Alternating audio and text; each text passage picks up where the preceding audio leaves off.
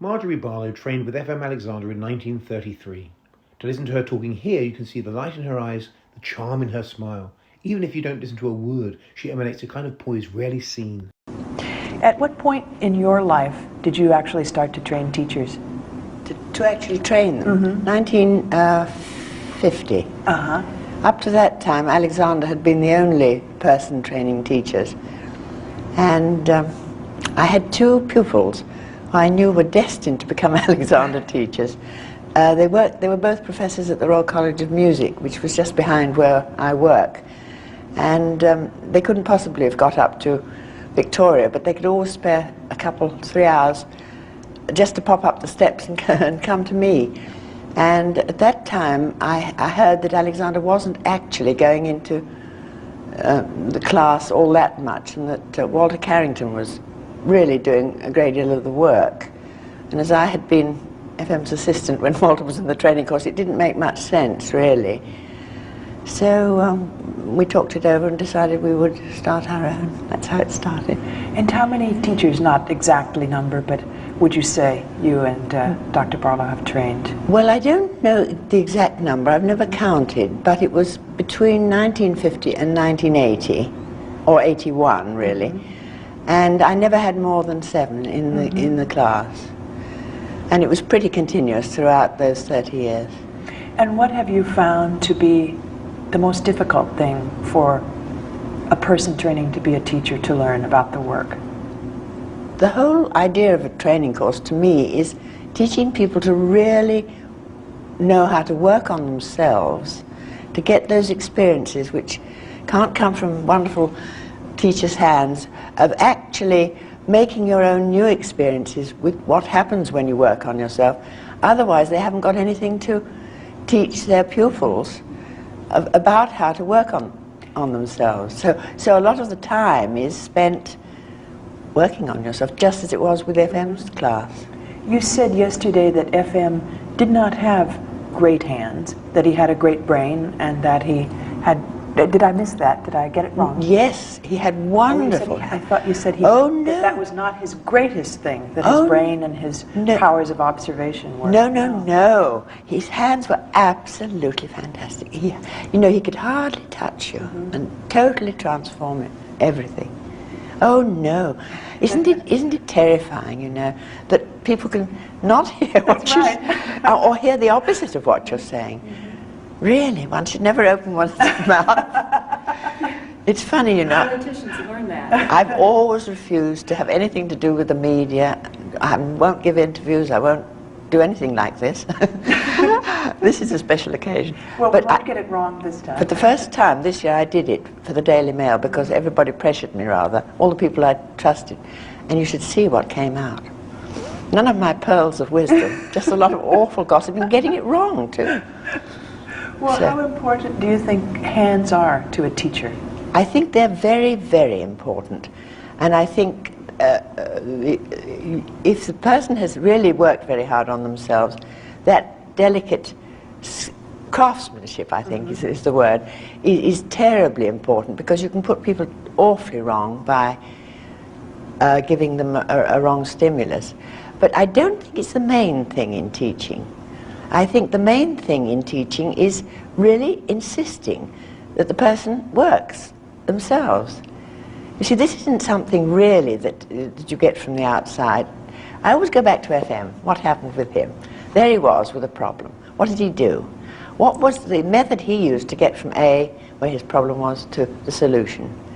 And he used to say, if anybody can do what I do, if they will do what I did, but none of you want anything mental. Nobody wants to use this. So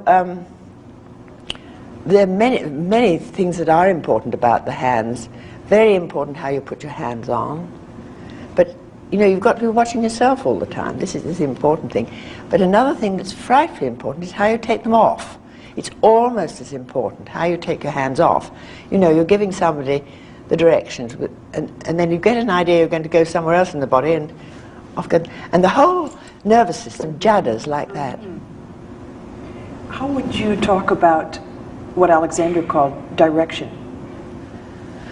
I I would say that every time an idea comes to you to do anything at all, messages are sent from your brain through your nervous system to the rest of you. Remember, I'm not a scientist, I'm only an Alexander teacher, but this is, you know, the way I see it, very, very simply, really. The movement is then carried out. Well, now, before we have lessons, all this is totally automatic. Habits are built up, and they're built up in the nervous system. Never mind about the old muscles and bones, you know. It's the direct connection. You see, there's no division between your brain and the rest of your nervous system. And it's that immediacy that is so wonderful. When you send a message, a conscious message, it's there before, you know. And so that anything that gets in the way or is interposed between the message given, you know, there's a lot of people like to have images and all that sort of thing. Right. That is all unnecessary.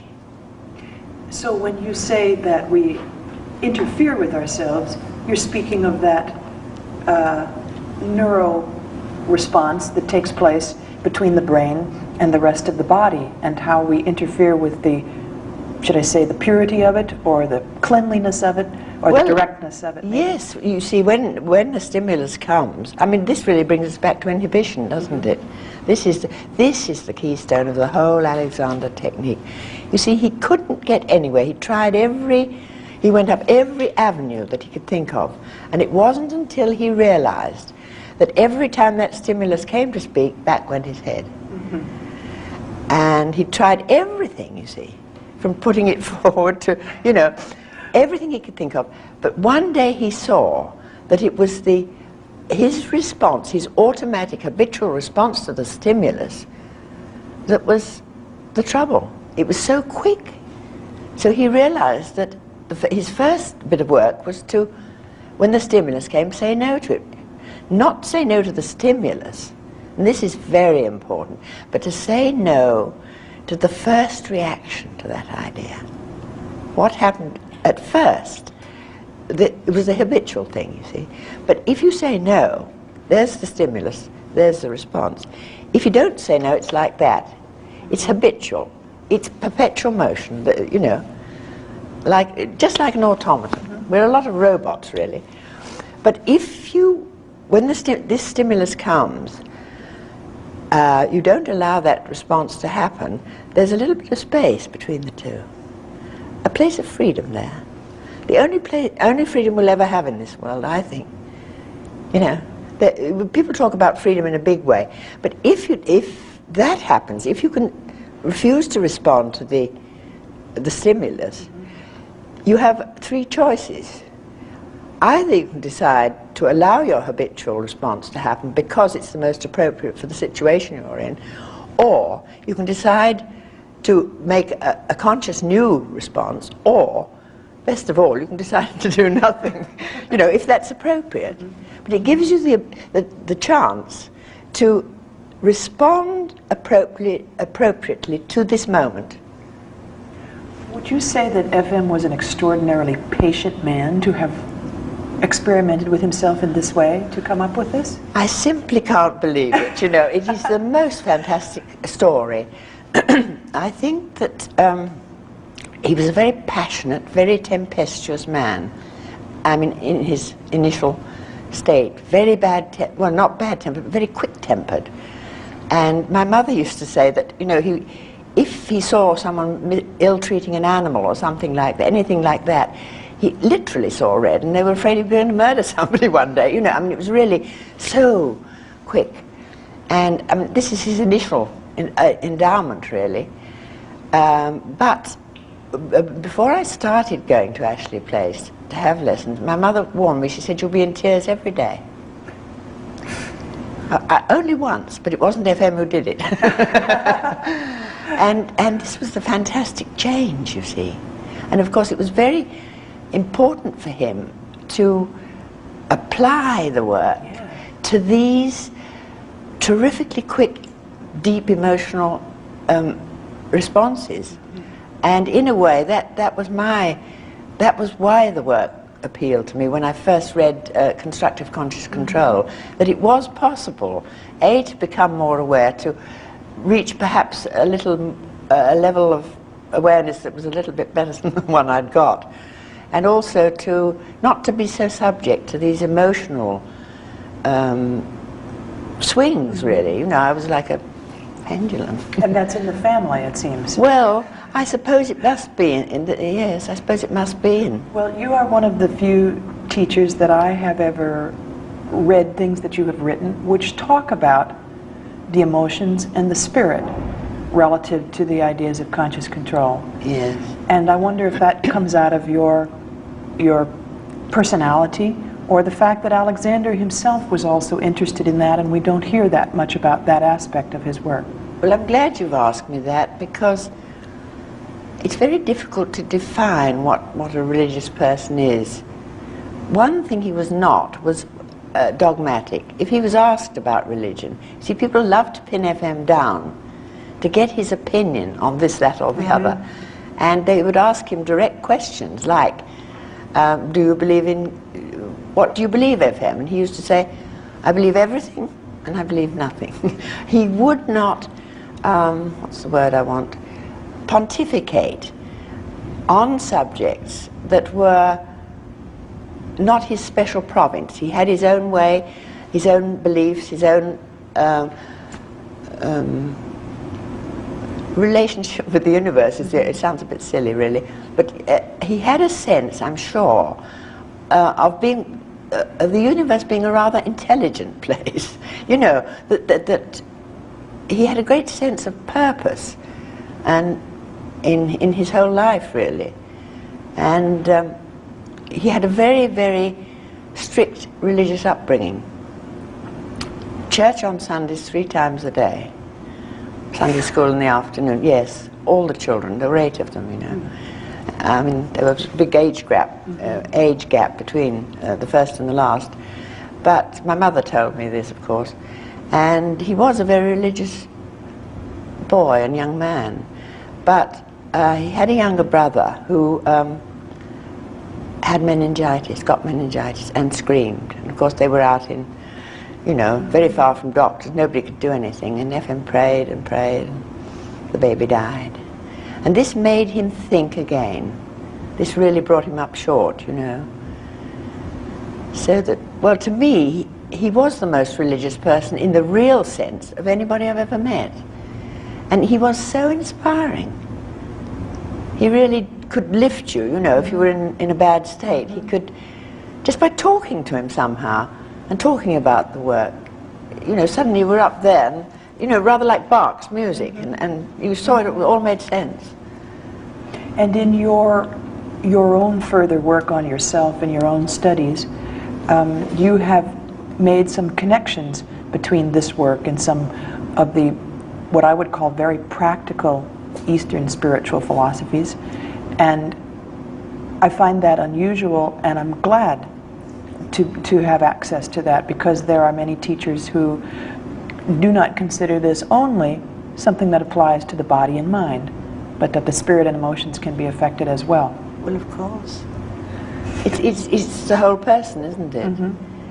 And I think, rather like FM, I had a very strong religious sense from the beginning. Well, you know, from when one gets it. And went down quite a number of paths. Since I started the work, you see, the wonderful thing is you've got a criterion. Since I started doing the work, I would explore these various avenues, and when I came up against a contradiction with the technique, it was the other thing that went. You see, so that I've got that lovely guide in everything, really. If it conflicts with what I know about the technique, I'm not interested any longer. But there are certain things, I think, which don't conflict at all.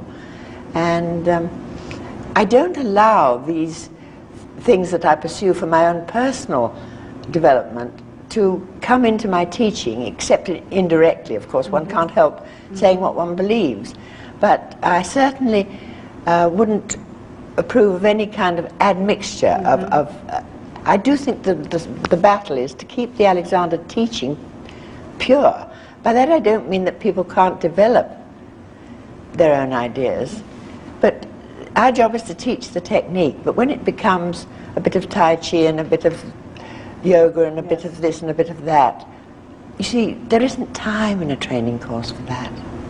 There really isn't time. Do you feel that there's a lot of that going on in the Well, there is, Alexander isn't work there? now? I know that it's inevitable with any teaching, if you look back through history, that with time it becomes diluted, it becomes changed, it becomes adulterated, if you like. And we all have to bring to it what we are. This is really what we're talking about, isn't it? What a person is. And certain things have influenced me very greatly. For instance, Krishnamurti. I love his teaching, and my husband and I used to go and listen to him whenever we could. And for a time I was very interested in the Gurdjieff work, but not Gurdjieff, the Maurice Nicoll, you know, the Jungian. And I used to go and be taught about that for about 7 years, whenever I could, and really sort of picking out what was, you know, what was on the same line. You see, truth is one, isn't it? However you get to it. And the extraordinary thing about FM was that he had no school. He wasn't, I mean, it was entirely himself. It was absolutely original, what he did.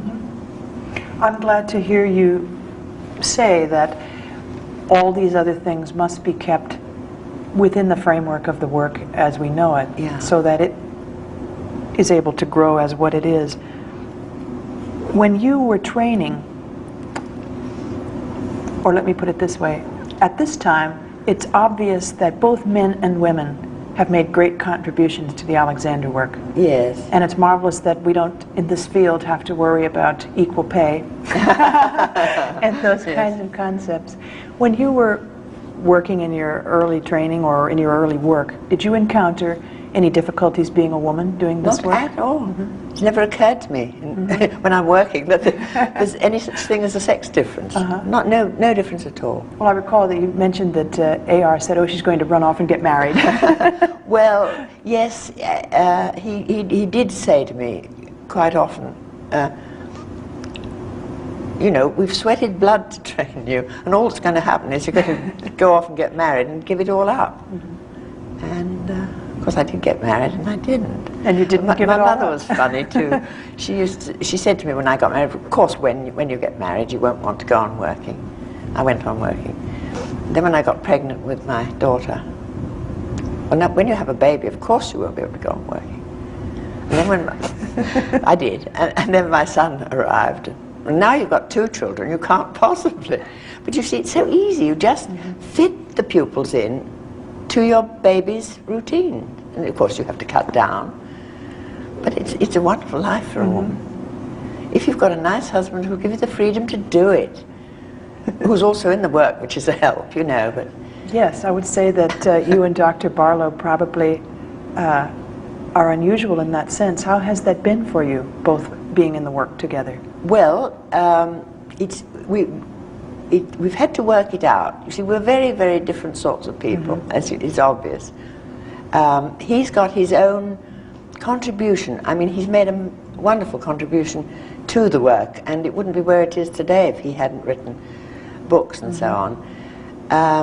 One thing I will not allow anybody to do is interfere with my work. And that's been made quite plain. You know, in that field, I do what I think about my teaching. How do you keep a sense of excitement and freshness? How do you keep from getting fixed about the work? Because I think I'm terribly lucky, but I find it more exciting the longer I do it. You see, you're always having new experiences with your... I learn from my pupils all the time. I learn... Really, I ought to be paying them, you know. No, truly, I feel this.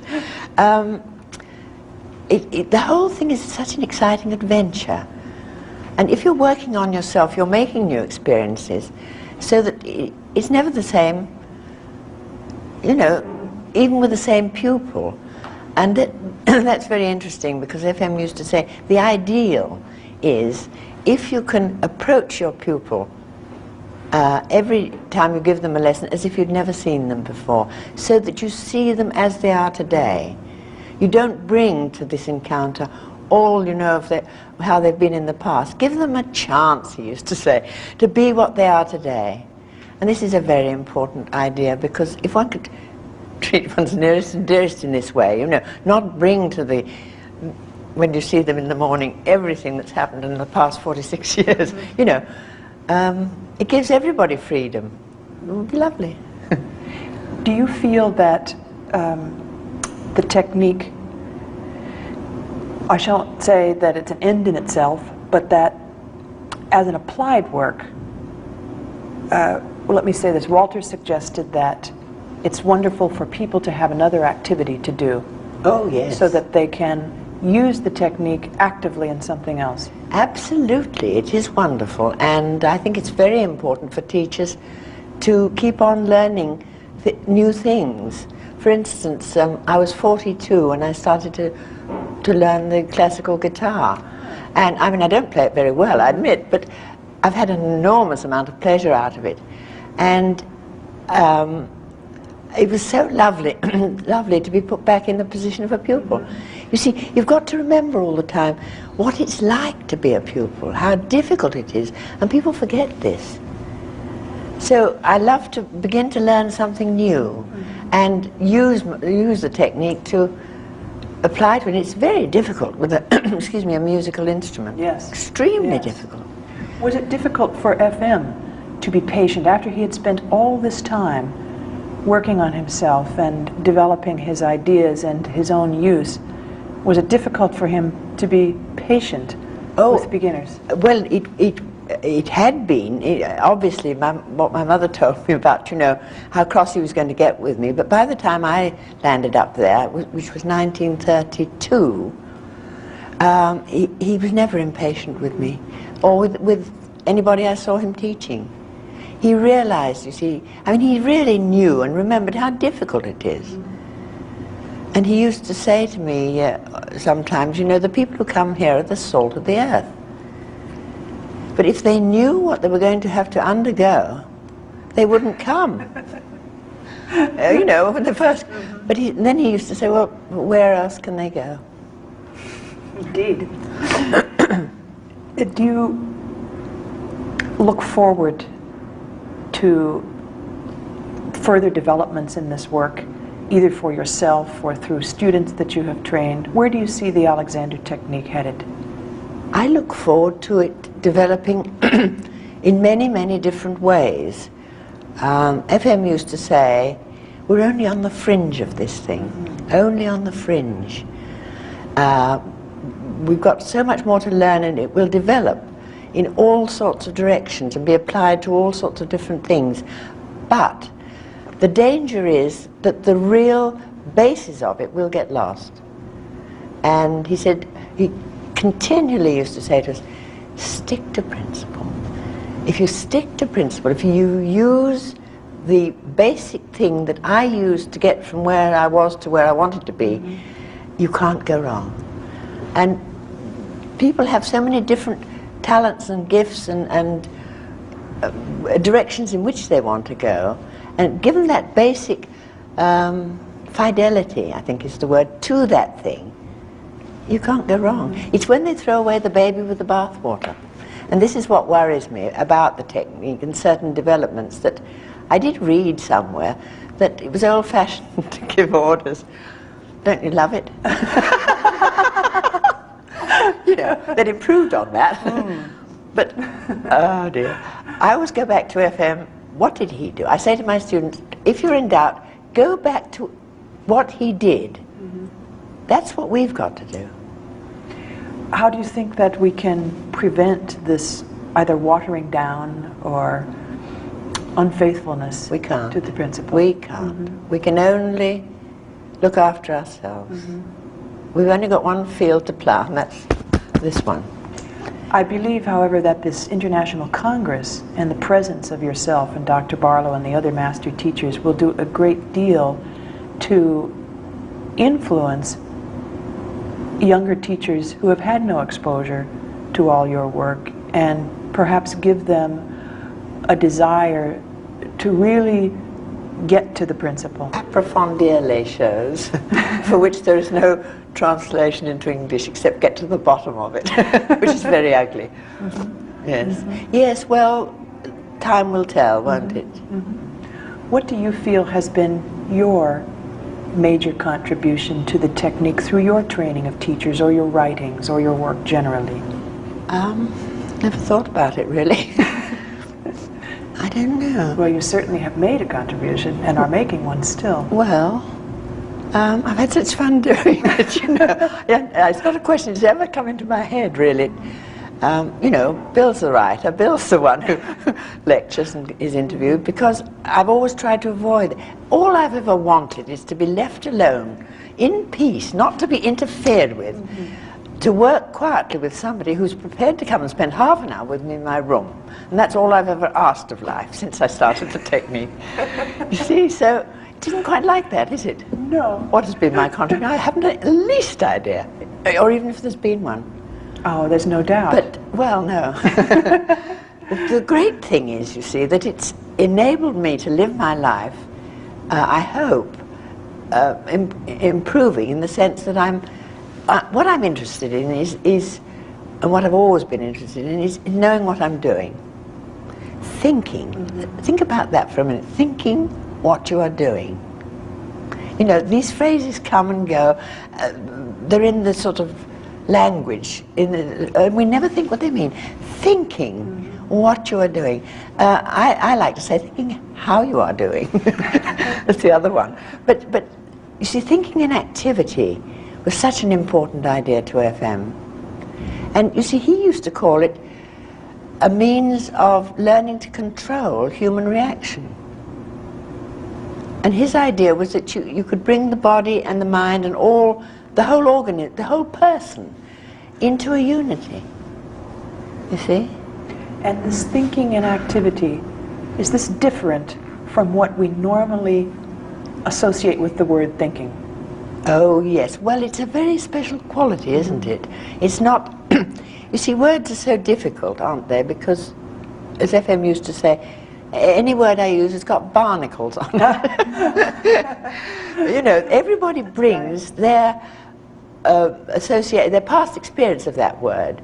And he used to say to me, I really needed to invent a new language. But if I had, nobody would have understood a word of it. So, there you are. No, it's very hard to put it into words what ordering or giving messages is, but it's a very attentive process. You've got to pay attention, and this is something we all find extremely difficult. You know, our attention span is about 1.5 seconds. And talking about ordering, FM used to say, any fool can think of one thing at a time and go on thinking of it. But when you have to go on thinking of one thing and add two, and go on thinking of one and add two and add three, that's about as much as most of us are capable of in a lifetime's learning. But you see, he did give us examples of a long sequence of orders in the monkey, going into monkey and going over the back of a chair with the hands on the chair, because you've got to give, well, you know the whole sequence. I mean, it's But just what you were just saying, I think, is why creative people, performing artists, are so tuned into Alexander's work, because you have to be thinking of so many things at once, and this is such a wonderful practice in that. That's right. And a discipline in sharpening your awareness at those levels. That's right. And paying attention to more than one thing at a time. He used to say, if we hadn't got that capacity, none of us would be here. You know, we wouldn't have survived. And he was very keen on being attentive to what was going on around you. And you know, when you're talking to someone, you've got to be attentive to them. You've got to be with them. But in the sense, did he talk about concentration? Oh, did he not? It was a forbidden word. Verboten. Absolutely. He used to explain to us that concentration means bringing everything to a point. What we need is a kind of awareness which is as wide as possible, taking into account as many factors as we're capable of taking into account. Which is marvelous. But you see, the thing about why musicians and people like that are so in the same world is because they have to spend hour after hour after hour. When I go to a concert, I look at those instrumentalists and I think, my goodness, how many hours of solitary, disciplined work has gone into the fact that they are sitting here tonight playing that violin or whatever. And that is what the work is. And unless you do that, and especially if you're a teacher and training people, unless you are doing that work every day, like playing your scales, he used to say, every day go back to those words.